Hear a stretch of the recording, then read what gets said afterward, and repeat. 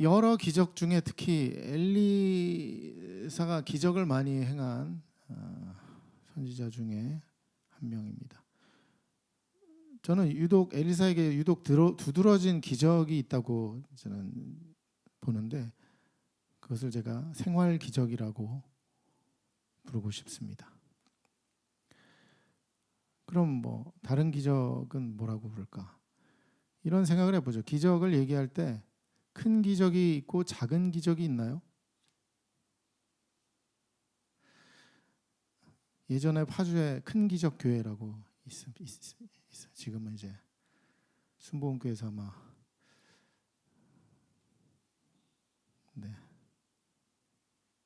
인수한 것 같은데 큰 기적 교회라고 있었어요. 우리는 되게 큰 기적을 바라죠. 어떤 게 큰 기적인가요? 죽은 사람이 살아나고 뭐 죽을 병에 걸려서 살아나고 이건 큰 기적이라고 얘기하죠. 근데 물 위를 걷는 것이 큰 기적일까요? 작은 기적일까요? 죽은 사람이 살아난 거에 비하면 좀 작은 것 같긴 한데, 그렇죠? 3년 만에 비가 오는 것은 큰 기적인가 작은 기적일까요? 오병이어 사건은 큰가요 작은가요? 그러면 칠병이어 사건은 오병이어 사건보다 큰 기적인가 작은 기적인가? 물론 실제로 큰 기적과 작은 기적이라고 나누는 건 아니지만 우리는 내적으로 늘 크냐 적으냐 평가를 하고 있는 것은 아닌가 생각을 해요. 그래서 간증을 해도요, 큰 기적이 간증을 해야 좀 효과가 있죠, 그렇죠? 뭐 소위 뭐 적어도 말기암 정도 되었다가 살아나야지 우와 대단한 간증이다 그러지. 뭐 별거 아닌 얘기를 하면 뭐 그냥 뭐 그러려니 뭐 이렇게 하는 경우가 없지 않아 있습니다. 그래서 큰 기적을 기대하고 또 기도합니다. 뭐 인간으로 뭐 당연한 욕구라고 저는 할 수 있습니다. 뭐 그것 자체가 이건 나쁘다 이렇게 할 만한 문제는 아닌 것 같아요. 그런데 중요한 점은 기적은 모두가 기적이라는 거예요. 왜냐하면 작은 기적이라고 해서 그 정도는 뭐 나도 할 수 있겠네 이렇게 하는 기적이 있습니까? 없어요. 기적 자체는 모두가 인간이 할 수 없는 겁니다. 작은 것 하나, 큰 산을 옮기는 게 큰 기적이라고 하면 그러면 작은 연필 하나 옮기는 건 작은 기적이니까 우리는 그건 할 수 있겠지? 그것조차도 할 수 없는 것이 인간이라는 겁니다. 결코 그것은 인간의 힘으로는 할 수 없는 하나님의 영역. 물론 이제 이거는 그냥 마술적인 게 아니라 성경상에서 그리고 하나님의 이름으로 행하는 것 중에서 말하는 거죠. 인간의 힘으로는 할 수 없는 하나님의 영역이라는 것이죠. 엘리사가 주로 행하는 생활 기적은 그런 면에서 사실 어떻게 보면 좀 하찮다라고 말하긴 좀 그렇지만 뭐 좀 그런 것 같아요. 기적의 수로 따지면 이제 엘리사가 굉장히 많은데 엘리사의 전임인 엘리야는 큰 기적 전문 선지자였습니다. 뭐 어마어마하고 대단해요. 그 엘리사의 그 기적 얘기를 성경에 읽으면 뭐 대단하죠. 근데 엘리사는 작은 기적을 더 많이 행했어요. 엘리사의 기적은 이래요. 성읍에 물이 나쁜데 거기에 소금을 던져서 물을 정화시켰어. 와, 대단한 기적이다. 이렇게도 할 수 있지만 또 어떤 사람은 그렇게 얘기해요. 원래 소금을 넣어가지고 그게 화학적 반응을 일으켜서 좀 이렇게 정화된 거야. 그럴 수도 있겠네. 이 엘리사의 기적이라는 게 이런 수준이라는 거예요. 그러니까 수준이라는 게 좀 그렇지만 이 기적이라고도 할 수 없는 하여튼 그렇지만 기적이라고 여기에 성경에 기록되어 있는 거죠.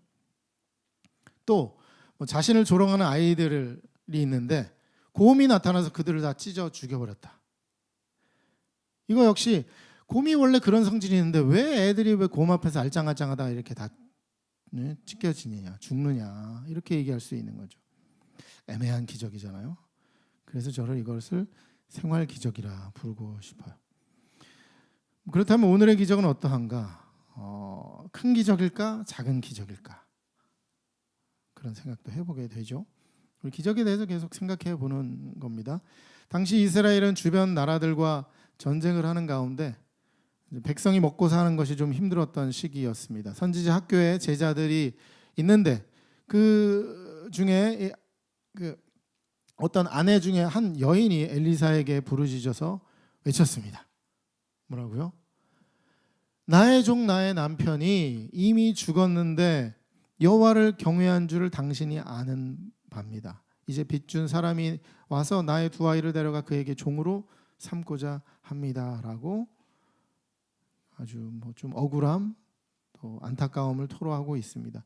이 여인의 상황을 잘 설명해 주는 장면이죠. 이 1절은 여인의 상황입니다. 과부죠. 여호와를 경외했죠. 엘리사와 잘 아는 사이였던 것 같고요. 빚을 졌는데 갚지 못했고 채권자가 찾아와서 아이들을 데려가서 종을 삼으려 한다. 근데 여기서 이제 채권자 욕을 할 게 아니라 그 당시에는 채권자가 폭력으로 행하는 게 아니라 못 갚으면 그냥 아이나 누구를 데려가서 그냥 종으로 삼는 게 너무 당연한 문화가 되어가지고 채권자를 욕할 상황은 아닙니다. 지금 이 과부는 남편의 죽음 이후에 경제적으로 고통까지 겪고 있는 것이죠. 예수님께 간절히 매달리는 병자처럼 이 과부는 엘리사에게 간절한 마음으로 토로하고 있습니다. 그래서 엘리사가 과부에게 묻습니다. 2절, 내가 너를 위하여 어떻게 하랴? 네 집에 무엇이 있는지 내게 말하랴 하고 있습니다. 이때 좀 안타깝죠. 남편을 살려주십시오 했으면 되는데 그 얘기는 안 하네. 그러면 정말 엘리사가 큰 기적의 선지자가 되었을 텐데 남편도 살리고 아깝습니다. 그런데 때로 우리는 하나님께서 하시는 일에 엄두가 나지 않아서 큰 기적을 놓치기도 해요. 무슨 선택을 하는지 우리의 믿음에 달려있을 때가 있습니다. 다만 그렇다고 우리가 믿음이 작다고 비난할 필요도 없고 잘못 선택을 한 것도 아닙니다. 우리는 그저 믿음으로 하나님께 의지하며 우리의 삶의 기적이 일어나길 기도할 뿐인 것이죠.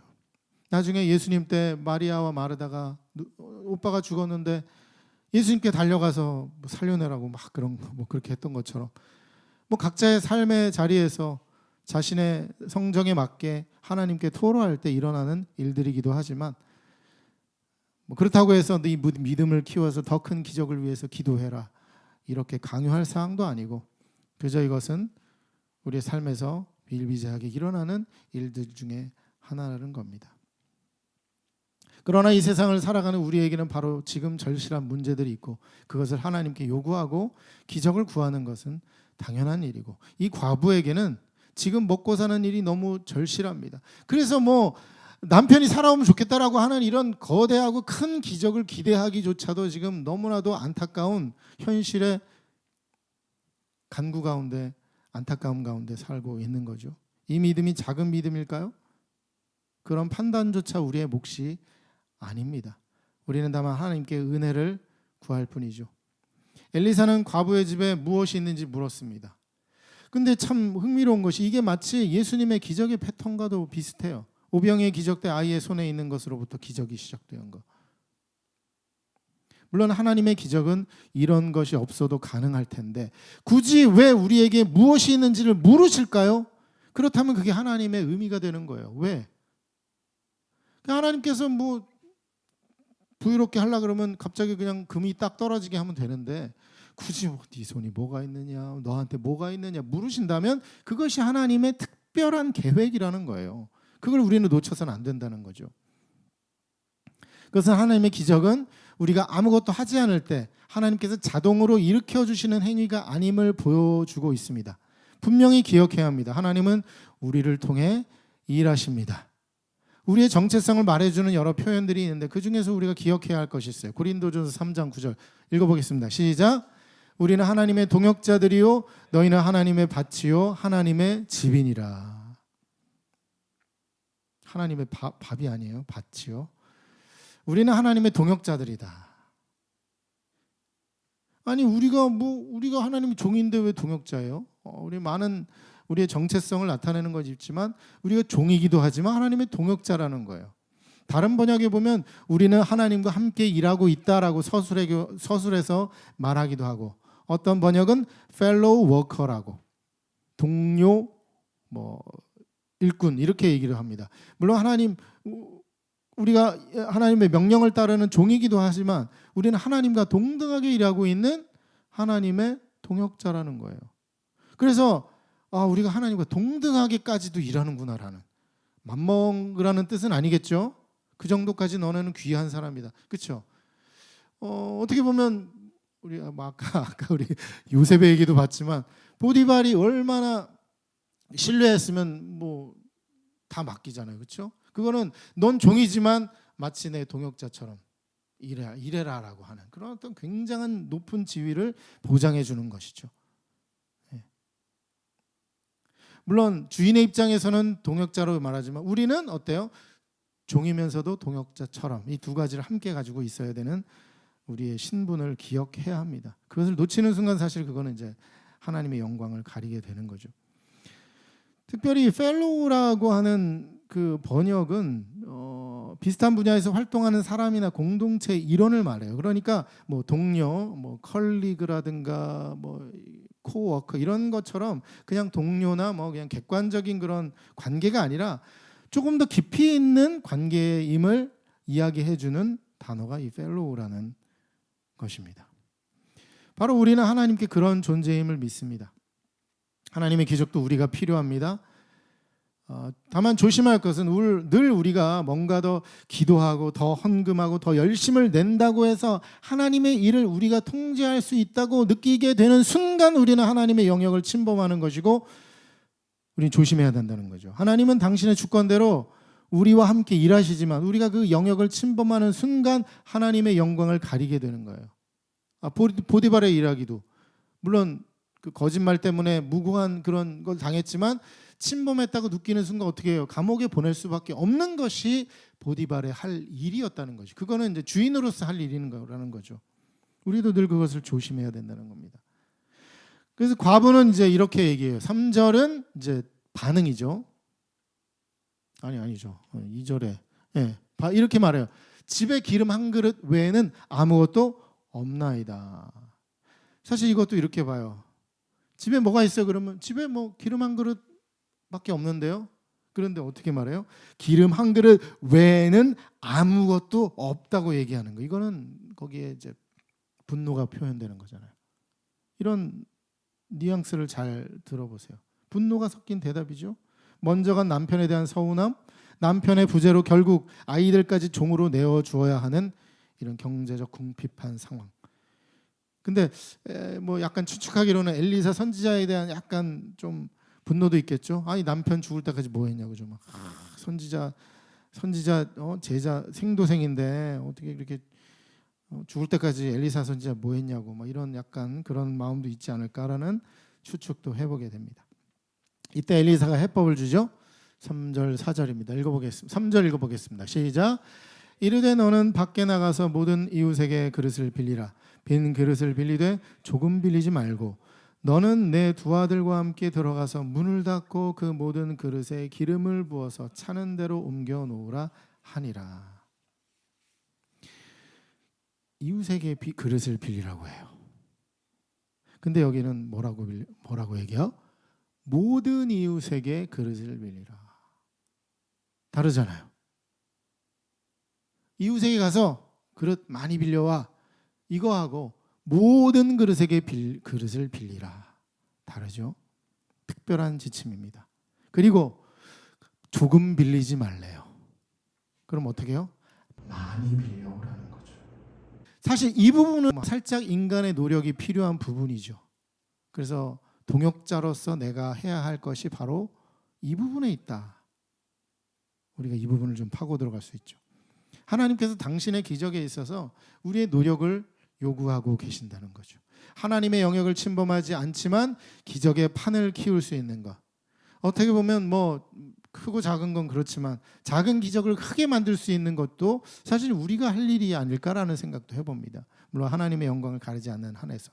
남편을 죽지 않게 하거나 다시 살리거나 빚을 지지 않거나 빚을 잘 갚아주는 자체는 어렵거나 아니면 하나님께서 그것을 요구하지 않으시지만 우리는 그릇을 빌리는 부분에서 최선을 다할 수 있어야 한다는 것이죠.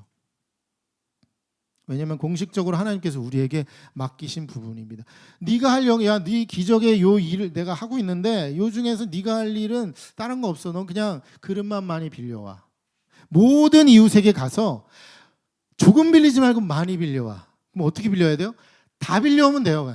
모든 이웃에 가서 다 빌려오면 돼요. 싹 다 빌려오면 돼요. 그게 우리의 할 일이죠. 이 과부는 얼마나 그릇을 빌려왔을까요?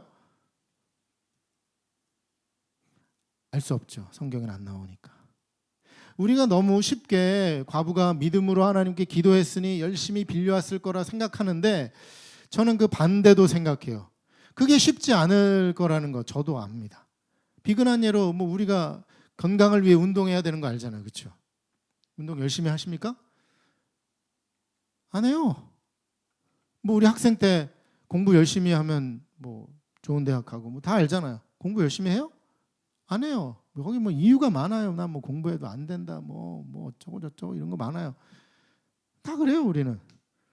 공부도 마찬가지. 직장에서도 뭐 가정에서도 늘 우리는 정답을 알지만 정답대로 하지 않아요. 그게 인간의 일이기 때문에. 수많은 자기 개발서들이 있어요. 뭐 수백 권을 갖다 놓으면 다 뭐 똑같은 얘기죠. 다 이렇게 하라고. 다 알죠. 뭐 그거 몰라가지고 안 하는 사람이 있나.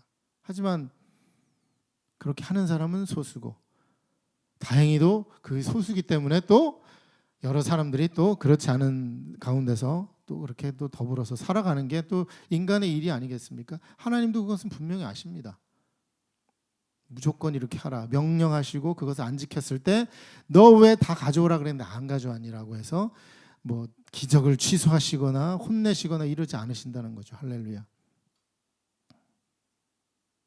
만약에 과부가 남편에 대한 원망, 엘리사에 대한 원망으로 가득 차 있다면 저는 과부는 충분히 소극적으로 대응을 했을 것이라고 생각해요. 그깟 뭐 그릇 가져와서 뭐 하려고? 뭐 하나님의 기적이 어떤 건지 기억이 이게 유추가 안 되잖아요, 그렇죠? 우리가 이것을 이 이야기를 아니까 여기다 기름 채워 주시니까 우리가 다 가져와야지. 뭐 거기서 양동이라도 가져와. 뭐 가지고 이따만한 양동이 가져오고 뭐 그건 우리가 아니까 하는 거죠. 이거는 뭐 어떻게 하나님께 역사하실지 모른다는 거예요. 그러니까 뭐 어떻게 해요?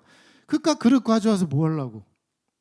하나님에 대해서 의심하게 되고 적당히 빌려올지도 몰라요. 어떤 집에 가니까 그릇 안 빌려준다 그래. 그러면 그래서 알았어요. 됐어요. 그리고 그냥 딴 집 가요. 또 멀리 가면 또 그릇 가져오다가 깨질까 봐 또 거기까지는 안 가. 야야 거기 아들아 거기 너무 멀어. 너 가져오다가 너네 좀 부주의하게 하다가 깨면은 우리 그 또 물어줘야 되니까 거긴 가지 마. 이리 와. 먼 집도 가지도 않아요. 그러면 엘리사가 모든 집에서 빌려오라는 명령을 따르지 않는 셈이잖아요. 반대로 그런 원망을 가질지라도 하나님께서 하신다고 하시니 명령을 그대로 따른다면 모든 집에 가서 그릇을 다 빌려오겠죠. 최소한 안 빌려준다고 막 때렸으면 안 된다고 하나님께서 이 빌려오라고 했기 때문에 하나님 말씀 지키기 위해서 꼭 빌려달라고 해서 막 빌려와야 되는 게 우리의 입장이라는 거죠. 우리는 그 중간 사이 어딘가에 존재하게 될 겁니다. 그게 인생이라고 생각해요. 하나님께서 다 하실 거면 뭐 그냥 있는 그릇에서 기름을 따르면 마르지 않는 기름이 되어서 뭐 하는 데마다 다 기름이 줄줄줄 나올 거야. 그러면 참 쉬운데 굳이 왜 그릇을 가져오라고 하시냐? 이유가 있으니까 그런 거죠.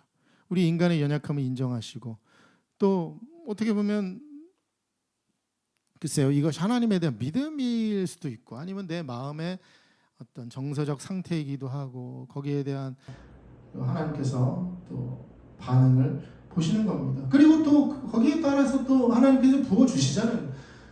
너무 적게 가져왔다고 또 야, 너 적게 가져왔으니까 내가 안 들어줄 거야라고 취소하지 않으시고 그냥 가져온 대로 하나님께서 채워 주신다는 거죠. 물론 우리 입장에서는 다 너무 많이 가져와서 많이 기름을 채우면 좋지만 또 그렇지 않았을 때 그것을 만족하고 하나님께 영광 돌리는 거 또 우리의 할 일인 거죠. 흥미롭게도 이런 내용과 비슷한 이야기가 마침 엘리사에게 또 발견이 돼요. 왕하 13장 이야기인데 그 이후에 오늘 본문 이후의 이야기죠. 엘리사가 이제 죽을 병에 걸렸을 때 그때 당시 이스라엘 왕 요아스가 애통해하며 눈물을 흘려요. 그때 엘리사가 왕에게 활과 화살들을 가져오게 합니다. 그리고 화살을 집어서 땅을 치라 그래요. 뭐 이유도 없이 그냥 치라 그래요. 활과 화살은 이제 전쟁을 상징하는 건데 당시에 이스라엘은 아람과 전쟁 중이었습니다. 엘리사가 죽으면 이제 의지할 선지가 없으니까 그래서 하여튼 요아스가 애통한 것 같아요. 전쟁도 이제 위태할 지경입니다. 왕은 땅을 3번 쳤어요. 그러자 엘리사가 화를 내면서 말했어요. 19절 읽어보겠습니다. 시작. 하나님의 사람이 노하여 이르되 왕이 대여섯 번을 칠 것이니이다. 그리하였더라면 아람을 진멸하기까지 쳤으리이다. 그런즉 이제는 왕이 아람을 세 번만 치리이다. 아깝이 세 번 칠 때 승리를 하지만 아람을 진멸하기에는 너무 부족한 승리였던 것입니다.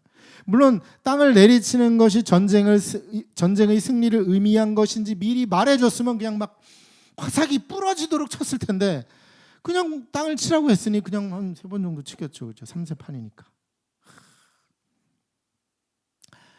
완전수 7번이라고 하고 쳤으면 7번 쳤으면 이제 끝장나는데 와 3세판이라서 3번만 쳤습니다. 사실 그래서 왕의 잘못이라고 할 수는 없지만 안타까운 일이죠.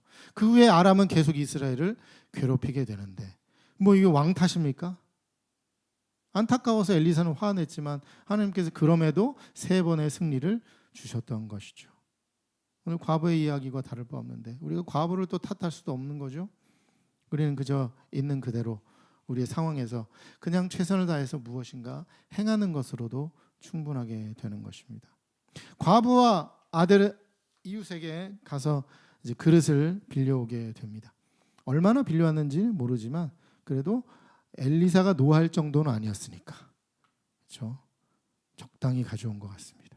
문을 닫고 그릇들을 집안에 놓고 가지고 있던 기름을 그릇에 붓기 시작하는데 기름이 끝도 없이 흘러나옵니다. 와, 이런 거 좀 봤으면 좋겠는데 이게.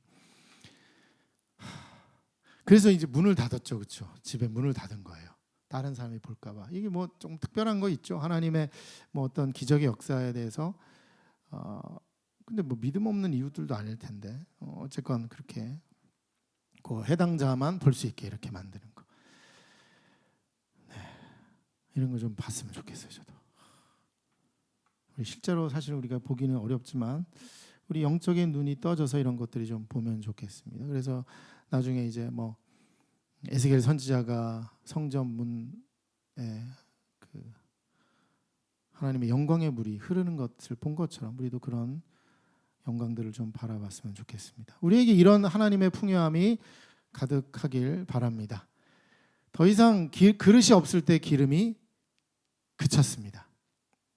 놀랍게도 이 현장에 엘리사는 없었어요.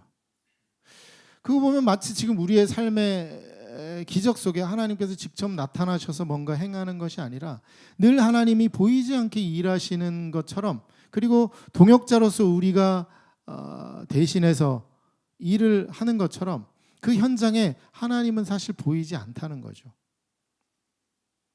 그러나 하나님은 우리를 통해 그리고 우리가 가진 것을 통해 일하시는 줄 믿습니다. 다시 엘리사가 나타났어. 그래서 쭉 보니까 잘 채워졌어. 그래서 그 기름을 팔아 빚을 갚고 남은 것을 생활비에 쓰라고 뭐 그리 용도까지 세심하게 지시해 주는지 그렇게 잘 얘기해 줍니다. 하나님의 기적은 특히 생활 기적 뭐 이렇게 일어나는 것이 아닌가? 또 이렇게 한번 해석을 해봐요. 저는 예수님의 소위 큰 기적은 너무 거대해서 어떨 때는 기대하기도 어렵거니와 웬만한 강심장으로는 감당하기 어렵고 그 정도는 우리가 그렇지만 이 정도는 우리가 뭔가 감당하기 괜찮은 크기의 기적이 아닐까 이런 또 만만한 마음으로 다가가 봅니다. 물론 이런 기적조차도 말 그대로 기적이라서 우리의 능력으로는 불가능은 이지만 하나님께 좀 비벼볼 수 있지 않나 이런 생각도 해봅니다. 최근에 제가 하는 설교들이 저를 향한 하나님의 인도하심이라고 많이 느껴지는데 카페를 의지하지 않도록 모든 관계를 끊게 만드시고 이제 네가 가진 것이 무엇이냐 물어보셨어요. 사실 교회가 어려운 상황임에도 여전히 작은 그릇이 남아있음을 바라보게 하시고 또 누군가와 함께할 수 있다는 것도 큰 기적의 시작이 됨을 저는 기대를 해봅니다. 얼마나 많은 그릇을 모아야 하는지 모르지만 나의 것을 최선으로 끌어모으는 것이 바로 저의 몫이 아닐까 생각을 하는 저 해답은 알지만 그것도 참 쉽지 않네요. 왜? 어렵습니다. 정답은 알지만 여전히 알지 못하는 것. 그 사이를 또 이끌어 가시는 분이 또 성령님이 아닐까 생각하고 성령님을 의지해 봅니다. 그리고 하나님은 그 위에 기름을 부어 주실 것입니다. 할렐루야. 사실 저는 이제 제 능력을 많이 의지하는 사람인 것 같아요. 제가 보니까 목회도 그렇게 했는지 저를 좀 그렇게 만들어 주신 것 같고, 어떻게 보면 좀 심각하게 저는 하나님을 의지하는 법을 몰랐던 것 같아요. 제가 능력이 좀 되거든요. 저는 뭘 해도 하여튼 하기는 잘하는데 웬만한 건 다 잘하는 것 같아요. 그게 이제 저의 가장 큰 문제이다 생각을 해봅니다. 뭐 최근에 이제 우리 간사님들도 오셨지만 우리 간사님들 보면서 그런 어떤 도전에 직면하게 된 거죠. 왜냐하면 그 중에 뭐냐 하면 우리 간사님들은 후원을 받으면 살아가잖아요. 물론 저도 이제 뭐 부교육자 할 때는 교회에서 월급이라고 하지만 사실 후원의 형식인데, 물론 그건 좀 다르지만 우리 간사님들은 후원을 받은데 교회에서 받는 거는 이제 이렇게 무화진 거를 받으니까, 그리고 뭐 정해진 거 하는데 후원을 받게 되면 그야말로 그냥 맨 땅에서 그냥 어디에서 그냥 끌어 모아야 되는 건데, 예전에는 그런 거에 대한 고민을 많이 안 했는데 저 요즘에 그 저의 능력에 대한 것들을 생각하면서 많이 고민을 하게 됐습니다. 예전에는 그것이 너무 의존적인 것 아닌가 이런 생각을 하게 되는데, 오히려 저에게는 지금 큰 도전이 되었어요. 반대로 하나님 그렇게 물으세요. 너는 왜 그렇게 의존하지 않니? 그런 생각을 하게 돼가지고 좀 깜짝 놀랐어요. 넌 그게 의존적이라고 생각하면서 그래 뭐 너도 뭐 돕기도 하고 잘하지만 너는 왜 의존하지 않니?라는 하나님의 말씀을 이제 느끼게 되었습니다. 너 할 수 있는 거 많고 능력도 많은데 그거 다 포기할 수 있냐? 그리고 네 이웃에게 가서 그릇 빌려올 수 있겠냐? 하나님은 내가 가진 것뿐만 아니라 이웃이 가진 것으로도 일을 만드시는 줄 믿습니다. 자신을 의지함을 버리고 하나님을, 그리고 또 오히려 이웃을 의지하는 것이 저에게는 큰 믿음의 도전이라고 여기게 되었습니다. 얼마나 귀한 하나님의 일인지 몰라요. 한 과부의 가정을 살리기 위해 나의 그릇이 필요하다면 기꺼이 내어줄 수 있는 것도 하나님의 기적에 동참하는 귀한 동역자로서의 사역일 것입니다. 누군가는 과부처럼, 누군가는 그릇을 내어주는 이웃처럼 합력하여 선을 이루는 아름다운 공동체, 하나님의 나라를 이루어가는 것이 하나님을 의지하는, 그리고 서로를 의지하는 인생을 살아가는 모험적인 삶이 될 것입니다. 계속 되뇌어 보지만 참 어려운 것 같아요. 아무 일도 하지 않으면 아무 일도 일어나지 않고, 내가 아무것도 하지 않으면 하나님도 아무 기적도 보여주지 않으신다. 오늘 말씀을 통해서 보여준 것 같죠. 그릇 가져와라. 안 가져오면 아무 일도 안 일어나요. 그렇죠? 하나님은 그릇을 최소 하나라도 가져와야지 그것을 통해서 일을 일으키시죠. 그것이 우리가 하나님을 통제하는 것이 아니라 하나님의 역사에 우리가 동역하는 일일 것입니다. 다만 우리가 얼마나 최선을 다해서 하나님과 동역하느냐, 우리에게 달려 있을 것 같습니다. 그리고 우리 모두가 그런 기적의 주인공이 되면 좋겠습니다.